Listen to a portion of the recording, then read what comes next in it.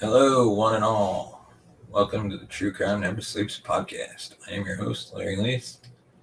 And for this holiday special, we're diving into the True Crime deck available on the Poddex app.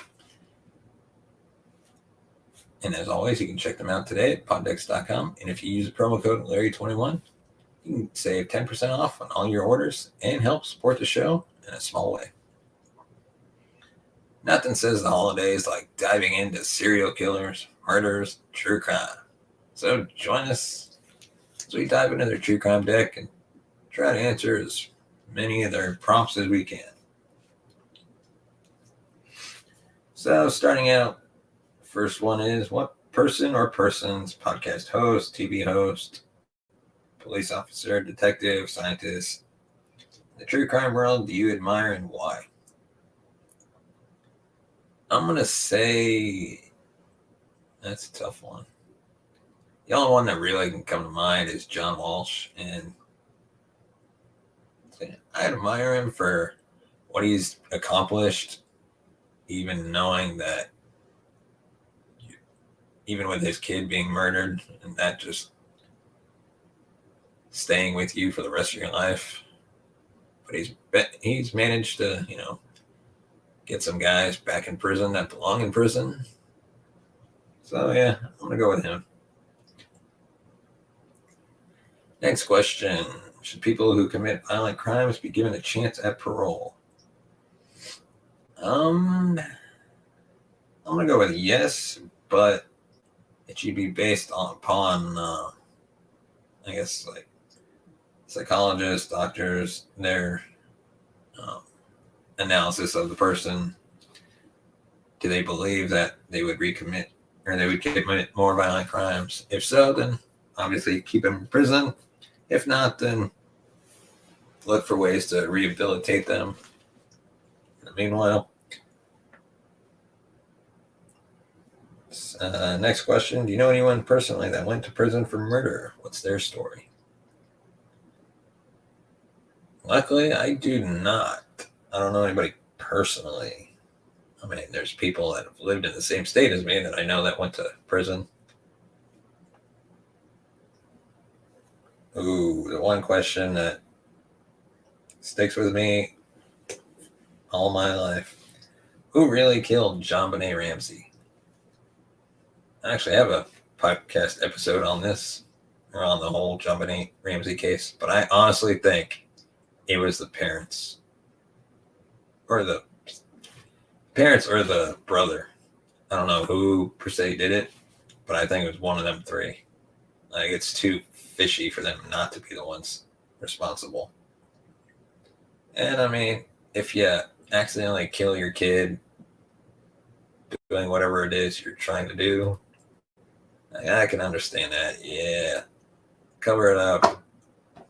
But then you get the whole police to cover it up too, which I don't believe happened. So I kind of think it was the parents or the brother.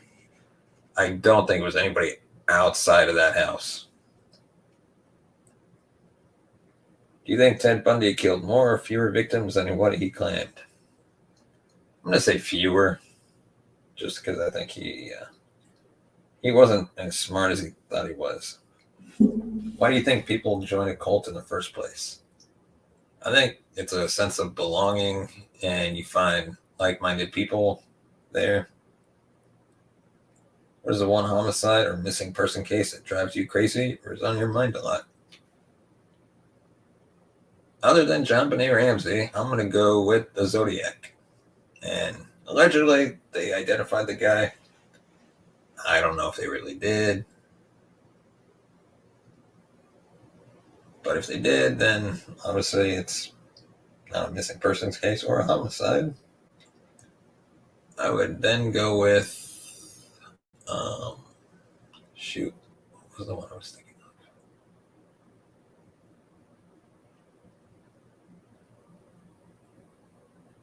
of? The Murder in Room, I think it was 1042 or 1048.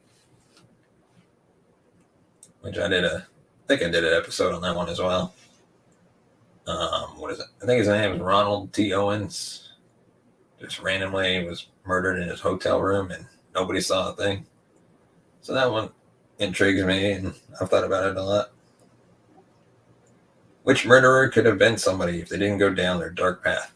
Oh, that's obviously Ted Bundy. I mean, even the judge mentioned, forgot exactly what he said, but, it was like, I wish I could have seen you practice in front of me, but, that's not going to happen clearly because you're going to jail for all these murders.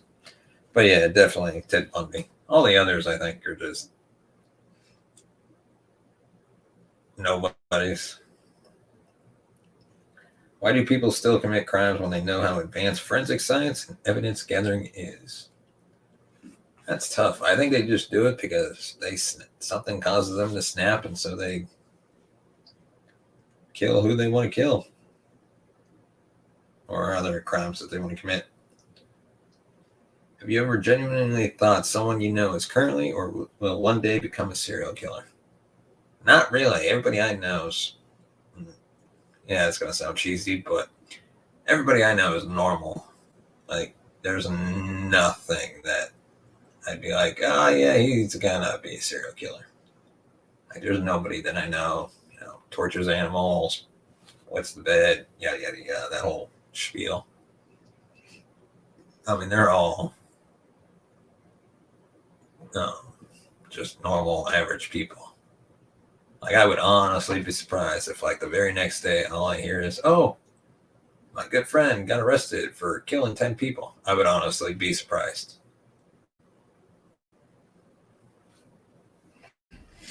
Was it right to jail Charles Manson for life, even though he never killed anyone? Yes, because I'm going to say he influenced his followers to kill them. If Manson wasn't around, the Manson family wouldn't exist. Therefore, they wouldn't have the murders of Sharon Tate and all the others that they've murdered. Have you ever written to a murderer in jail?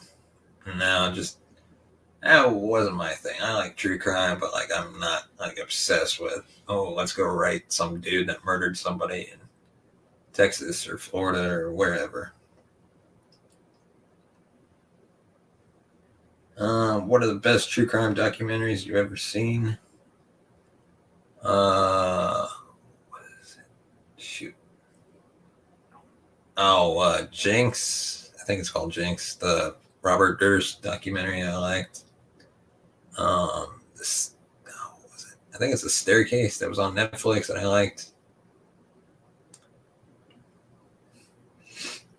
There's a bunch that I liked that I just can't remember. The one, I think Peacock did it for John Wayne Gacy. That one was really interesting just because you heard like Gacy talking instead of people giving their opinion on what Gacy said. You're actually hearing Gacy's own words.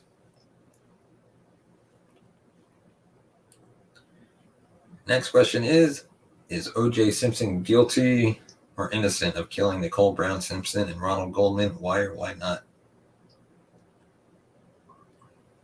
That is tough. I honestly don't know.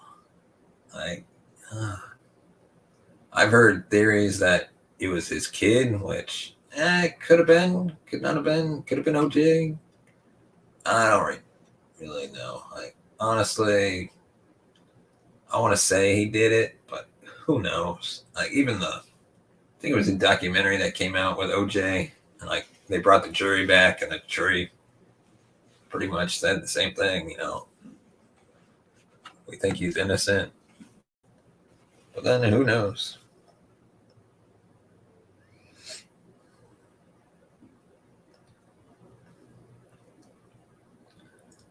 The next question is, what is the craziest stalker situation you have ever heard of? Dang. Oh, shoot. I honestly can't think of any right now. Like, I don't really keep up with stalkers.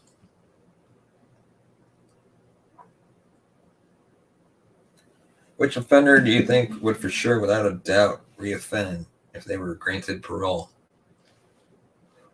Excuse me.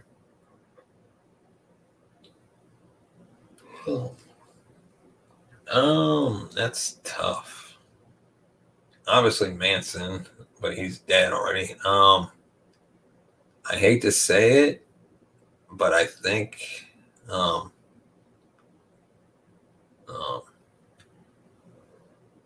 David Berkowitz. I think he would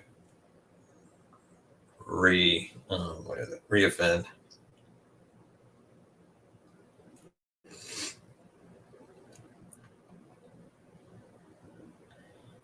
Who is one serial killer you'd be terrified to come into contact with? Probably Ed Kemper, because he's so freaking tall. Like, my God. And then I heard he's tall, and I think he's strong too, so he could kill you in like a second.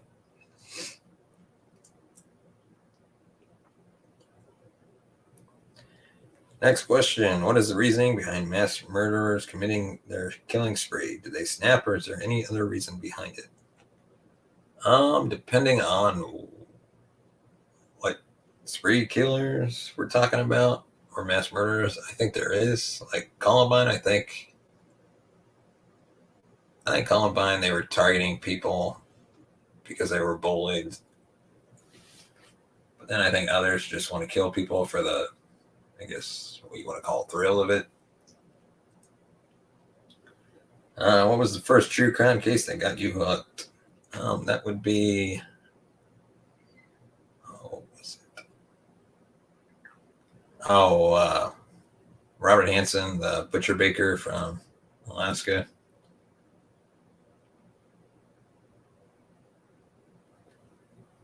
Why do you think people create cults? Because they don't buy into what's being sold to them in the mainstream world, and so they want to find something for themselves, and they interpret what they read in a different light, or in a different form, I guess.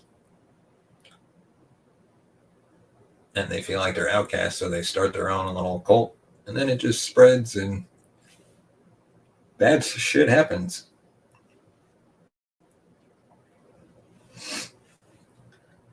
What was the first true crime podcast you listened to that got you hooked on the genre? Oh, I don't know if you want to call it a podcast, but I guess BuzzFeed Unsolved, and then for an actual podcast, those Conspiracy Guys, which are really good, and you can check them out on Spotify.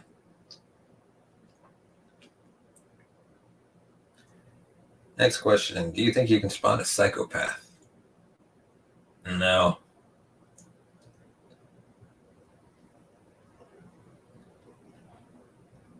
Why do you think some people live stream their crimes on social media? I think because they want to be internet famous, and if the internet doesn't do its job right, that stream can be on the internet for a lifetime. And I lost the deck. Next question. What's one murder that is too close to home for you?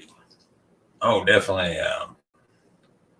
Should have answered this for the other question too. Israel Keys, like he murdered people, kidnapped a girl, and then murdered her like within like an hour away from me driving from where I live. So it was and then what was it?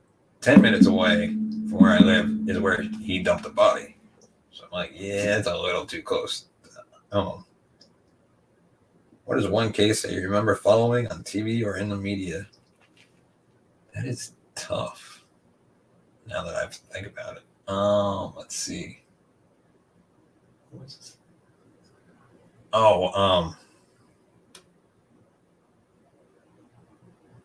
Scott Peterson. Yeah, I remember when that happened, and then they discovered the body. And then I remember him being tried.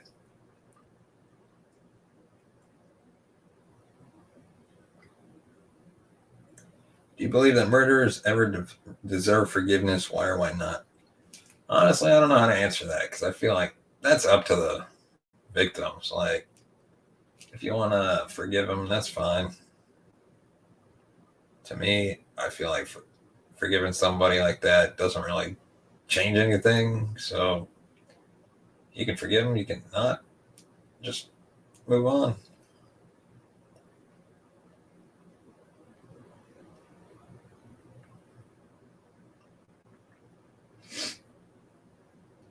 What is one of the most mind-blowing cases you've come across and why? Let's see. That's tough. I don't know who it would be. Let's see. I don't know if there's been any cases that were really mind-blowing that I've looked into. I guess I don't know if you. I might call it mind-blowing, but yeah, John Benet Ramsey. It just blows my mind that like you still can't figure out what really happened and who's really responsible. Or do they really know and they just don't want to say anything anymore because it's been however many years and years and years. Could Columbine have been prevented? I would say yes, but then also no, just because the issues at hand weren't really known around the time, so nobody really knew what to look for. But then I think if teachers kind of kept a better eye on how students acted throughout the school year, then they could have possibly looked into, what's going on and maybe looked into those certain students specifically. But who knows?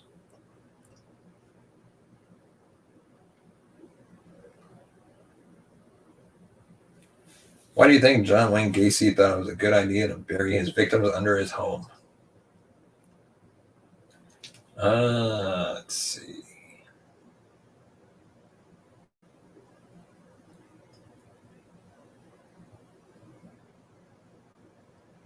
Ooh. I think just so he could be close to the bodies and then